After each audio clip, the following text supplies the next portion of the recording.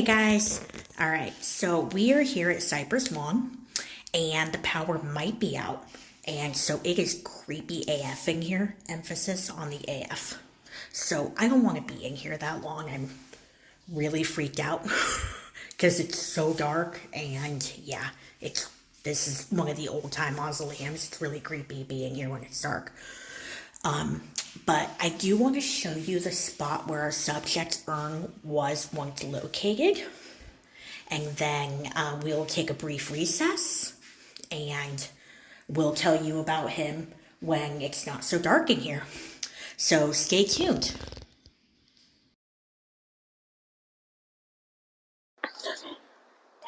Hi. Okay. Thanks for that brief recess. I will attach the picture so you can see what's there now. This part of the mausoleum is not as creepy. There's more light, but it's pouring rain outside, so we didn't want to go back out there. So anyway, if you look behind me, you can see just how dark and creepy it gets. Like I said, I think the power is out. So, which is really fitting atmosphere for this, isn't it? Yeah, it is. Okay, so anyway, welcome back to Mo's Minute, guys. We're here, and I want to tell you about Joseph Cretzer.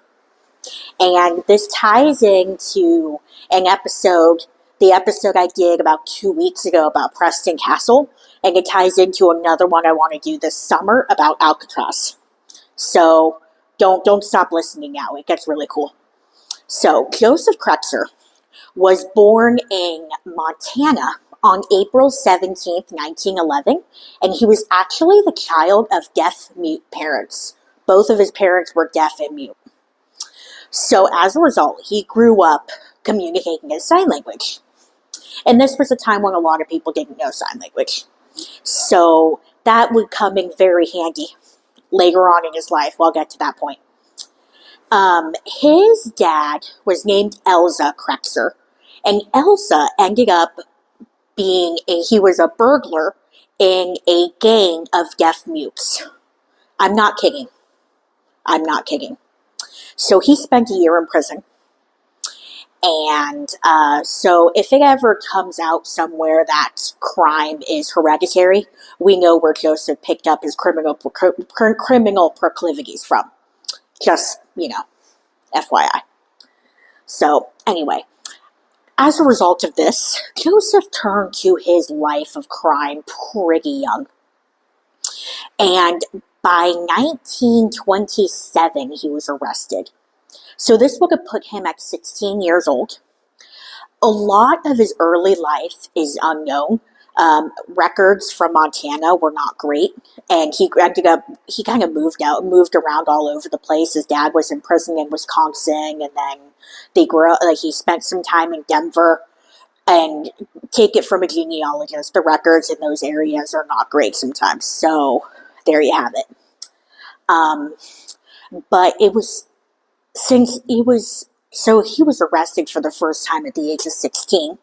It would make sense that it was around this time that he ended up being sent to Preston Castle, or the Preston School of Industry, as it was once known. I don't know what got him there.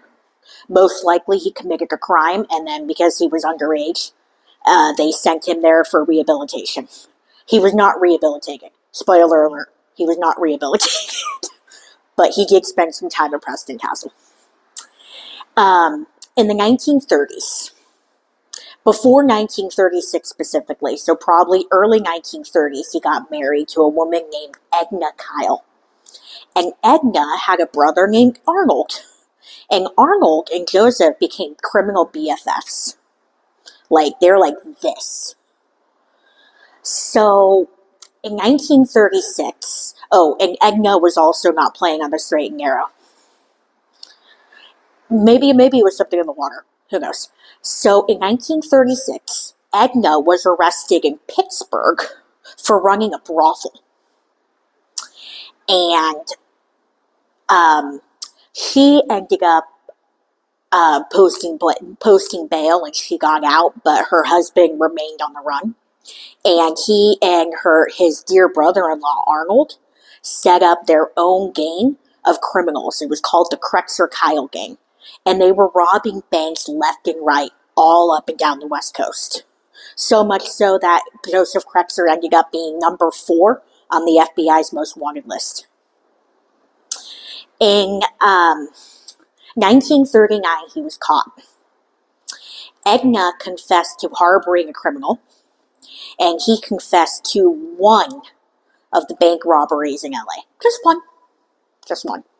But one of the bank robberies in LA. So he was sentenced to 25 years at McNeil Island. Don't ask me where that is. And he and Arnold was there too, because like I said, they were criminal BFFs. And they tried to escape. It was not long before they tried to escape. And they got out of the premises, and then they hid in the woods for 3 days before they were caught there. And then they wanted to indict them on this charge. So they sent them to a district court in Tacoma, Washington. But Cretzer and Kyle were always thinking. And they kept postponing their pleas. And it got to the point where they made 4 trips back and forth to this district court in Tacoma. And then a judge was like, you guys are up to something. This isn't happening anymore. So the Judge Yankovic, I think his name was, starts with a Y. He'll become a major player in the story. So Judge Yankovic stopped granting continuances and basically forced them to enter a plea. So they pled guilty to this bank robbery. God, why are there noises in here? Anyway, so they pled guilty to this bank robbery. And a U.S. Marshal was on his way to collect them for their sentencing when they pounced on him. Literally, the 2 of them pounced on him and started beating the crap out of the guy. And the guy ended up dying. They didn't kill him exactly, but he ended up dying because of his injuries later. I think it was determined that he had a heart attack because of the violence that was inflicted on him. So they withdrew their guilty pleas for the bank robbery, and they ended up pleading guilty to second-degree murder. This got them life imprisonment in Alcatraz. So then they go to Alcatraz. Like I said, Cretzer was always thinking. And it sounds like he was not somebody to stay in one place for very long, so I don't think prison was quite the right atmosphere for him. So it was not long before he wanted to escape from Alcatraz. We all know how successful those escapes were. And he made plans to escape from Alcatraz one day. And this escape was actually more successful than both for 2 reasons. One, he decided he wanted to escape from one of the warehouses on the island instead of from the main cell building. And 2, he used American Sign Language to communicate with his wife. Alcatraz guards were trained to look at letters and mail, and I'm not sure there were videos in those days, but like pieces of physical evidence for potential escape plans. They didn't know sign language. So Cretzer used sign language to communicate his plans for escape with his wife. But a couple of things kind of foiled that plan. One was that Edna got arrested for shoplifting that morning. And 2, the key that Cretzer stole got jammed, so he couldn't actually get out. So this sent him to the Alcatraz prison tribunal, if you will, and they sent him to D Block. So anyone who has been to Alcatraz knows that D Block is solitary confinement. And these guys pretty much spent all of their time in their cell. I think this was before they started like spending an hour in the exercise yard. So I think it was literally all of their time in their cell on D Block.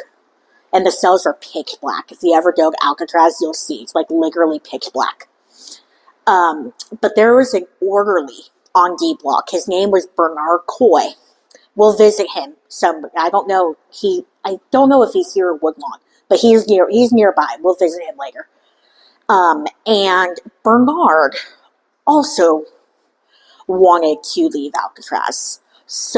And he was an orderly on D block. So he made a little agreement with Cretzer that he would let Cretzer on break from solitary in exchange for Kretzer's contacts. So they hatched this escape plan that would become known as the Battle of Alcatraz. This was May 2nd, 1946. No. Yes, May 2nd, 1946. So that morning, Coy comes up and he lets Cretzer out of the cell, and then, they let another guy out, and then they overtake a guard because, why not? And then they lock the guard in the cell, and then they overtake another guard, and then they lock that guard in the cell, and then they take all of the weapons from these guards. We're not going to go into all of the details of the Battle of Alcatraz because I do want to film there at some point, so we'll go more into it then. But they ended up overtaking 2 guards and taking all of these guards' weapons. So Coy had a gun, and he gave Cretzer a gun, and there were some grenades floating around. And they stole a guard's keys. So they have these guards locked up in a solitary confinement cell on D block in Alcatraz without their keys and without their gun. Basically, they're useless. But the key jammed. Probably the only thing that prevented them from escaping was the fact that the key jammed. So then, at this point, the bell has been sounded that there are these prisoners with weapons trying to get out of Alcatraz. And so, more guards are coming, reporting for duty, coming for backup. The warden's probably on his way up from that really nice house the warden lives in down the hill. And, the warden's kids are hiding because these guys are dangerous, right? And so they ended up releasing a dozen criminals from their cells. And about, I think, 3 of them went back in their cells. Like, 3 of them were like, these guys are nuts, peace. And went back into their little cells and hung out there for a while. And the other 5 were like, let's do this. And they grabbed some weapons and they joined the fight. So literally, there's prisoners on one side and guards on the other. And they're about to, duke it out. And they kept, when they couldn't get out because the key jammed, they did what they know best. They resorted to violence. And there was basically a shootout going on. And at this point, it was already hours. And so the warden's like, no, this is not happening on my watch. I wanted a bonus this year. And so the warden calls up the Marines and was like, dude, you guys gotta help me out. And so then the Marines come up and the Marines are like, oh, we're gonna get you. And so the Marines ended up cornering Coy and Cretzer, and the other guy was Sam Shockley. And there were probably a few others, but those were the 3 ringleaders. One of the guards ended up writing on a cell wall the names of the ringleaders. And you can see a picture of it on Alcatraz, I remember. So you see Kretzer's name and Coy's name in this picture from one of the locked up guards going, oh, these are the guys. These are the guys we need to try to find later when we're out. So, a long story short, like I said, I want to film in Alcatraz someday, so I don't want to go into the whole detail. But there's a reason why this was called a battle. So the Marines ended up cornering Cretzer and Coy into a utility corridor. I know one of the ways they did this was through the use of grenades. And so they cornered them in this utility corridor. And then they're like, yeah, what's it going to be, guys? And the warden comes up, and the warden's like, all right, guys, well, what do you want? He's willing to negotiate. Well, no, he wasn't willing to negotiate. Cretzer and Coy and Shockley were willing to negotiate. But the only term that the warden would accept was their surrender. And these guys are, well, I can't speak for Coy or Shockley, but Cretzer was like, oh no. No, no, no. You are not taking me alive. I am not going back here. You guys are not taking me alive. And so, when they just weren't willing to negotiate, I think they were already sentenced to life imprisonment on Alcatraz. At least Cretzer was. Again, I can't speak for Coy. We'll get to him someday. He was already sentenced to life imprisonment on Alcatraz. So, what did he have to lose, really? But he was like, no, you're not taking me alive. And so then, the Marines just started shooting. And they just kept shooting. And then they shot some more. And then they probably shot some more. And they just kept shooting. And shooting. And shooting. And then, the next day, they finally were like, these guys probably aren't alive anymore. And so they decided to go into the utility hall that Cretzer and Coy and Shockley were holed up in, and they found the bodies. And that was May 3rd, 1946. Cretzer was dead. Don't know exactly when it happened, if it was the first barrage of bullets, or if he survived the first and died in the second, or if he killed himself. No one knows. But he did not make it out of Alcatraz alive. So his wife, Edna, had divorced him already because she decided that she wanted to live life as a law-abiding citizen. So she divorced her Alcatraz imprisoned husband and married a truck driver. But he didn't really have anybody else. So when he died, she still got his body. And she had him cremated, and she had him placed up those stairs and to the left in an urn. And he stayed there for a while, but he's not there anymore. Because someone came and stole his urn. No one knows who. All that's left there now is a dried flower and his mugshot. And it's an empty space with a dried flower and his mugshot. You saw that in the picture. And no one knows who stole his urn or when they stole it. My hunch is that it's probably someone who had an infatuation with him. There's those people that are infatuated with criminals. It's the same ones that paraded Bonnie and Clyde's bodies and chipped away at John Dillinger's tombstone to the point where it's been replaced 6 times. There are those people. The same people who, like the same woman who married Lyle Menendez after he killed his parents. That kind of thing.